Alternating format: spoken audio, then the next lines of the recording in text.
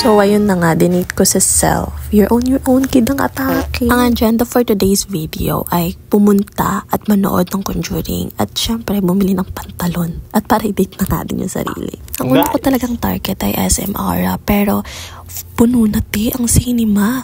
IMAX na lang daw.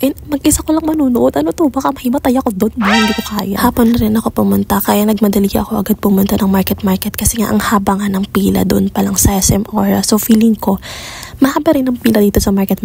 Kaya hindi na ako masyadong bumili ng pantalon doon. Inuna ko na agad yung cinema. Ano to? Alam mo ba, tinakbo ko talaga yan. Para ako nag-hiking. Nakakainis. Buti na lang talaga, meron pang ticket. So, inuna ko na yung 7:30. Mahilig talaga ako sa horror. And hindi naman ito yung first time na manonood ako ng sine mag-isa. Actually, pag horror talaga, gusto ko talaga sa sine. Kasi nga, natatawa ko lagi. Ewan ko.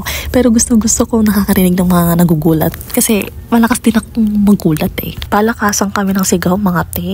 Dito na rin pala ako bumili ng pantalon. Kasi kung babalik pa ako ng SM Aura, ano to? Parang hindi na ako nag-enjoy nun. Puro pagod na lang naramdaman ko. Syempre, outfit check muna tayo. Top from TikTok Shop. Dead pants from TikTok Shop. Okay, check out nyo na mga te. Alam nyo ba, sobrang akong natagalan sa pagpili ng mga pantalon kasi iba talaga yung color na gusto ko. And marami akong tinry, tignan nyo na lang. Tapos nakakatawa pa kasi si ate, pinakuha ko kasi sa kanya yung parang susunod sa medium large ganun na size. Sa taas kaya yun. Tapos tinanggal niya isa-isa. Tapos walang large ate ko. So nahihirapan siya. Ang ending, hindi ko naman binili. Hindi ko kasi nagustuhan yung size tsaka yung fit sa akin. So ibang pantalon yung nabili ko. At sa totoo lang, gutom na rin talaga ako kasi wala pa akong kain. Pero kasi late na rin yan. So ginawa ko, nagbirokte na lang ako at saka nag-shawmai. Actually guys, manood na rin kayo ng Conjuring kasi napakaganda talaga. Grabe, solid yung mga takot tsaka gulat. Sobrang saya pa sa sine kasi alam mo, meron yung scene na sobrang tagal tapos bigla kang magugulat. While sobrang tagal siya, may sumigaw, Mami! So, diba? Ayan nga pala, na video ko yung konti ng mga reaction namin. And konti lang yung na-video ko kasi alam mo yun na baka mamaya mamulta pa ako. Ano to?